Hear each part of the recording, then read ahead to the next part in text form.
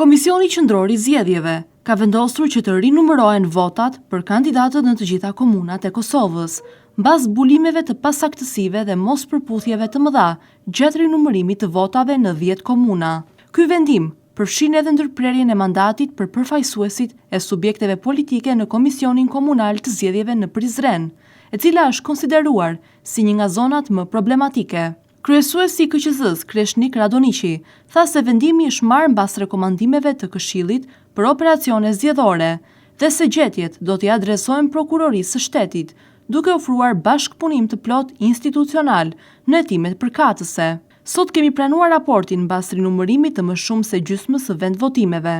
Ndryshimet në votat e kandidatëve tregojnë se ka pasaktësi të konsiderueshme në numërimin brenda subjekteve politike, ndërsa votat e partive janë pothuajse të paprekura. Rasti më ekstrem është komuna e Prizrenit, ku janë zbritur 29.343 vota dhe janë shtuar 16.366 vota, që nuk ishin regjistruar më parë, tha Radoniqi. Ai shtoi se në komunat e tjera të rinumëruara ndryshimet janë minimale dhe lidhen kryesisht me rivlerësimin e flet votimeve të pavlefshme, por në disa vendvotime janë evidentuar ndryshime të mëdha për kandidatët individual, duke nxjerrë në pa nevojën për kontroll të plot në të gjitha vendvotimet. Reagimet e anëtarëve të KQZ-s kanë qenë të njëzëshme.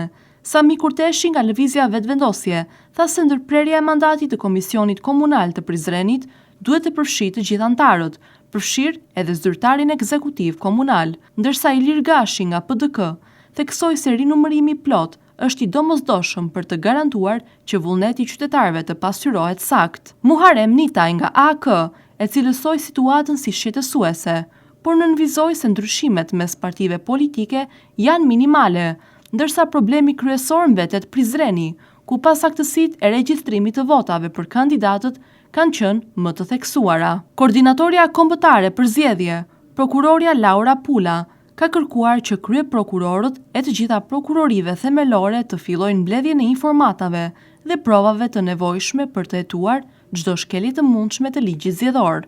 Procesi i rinumërimit po vazhdon në mënyrë transparente dhe rezultatet për çdo vend votim janë publikuar në platformën e KQZ-s për rezultate, për të siguruar besimin e qytetarëve. Sipas KQZ-s, ndryshimet e regjistruara deri më tani tregojnë një nivel të lartë pasaktësie vetëm për votat e kandidatëve, ndërsa votat për partitë politike janë kryesisht të sakta.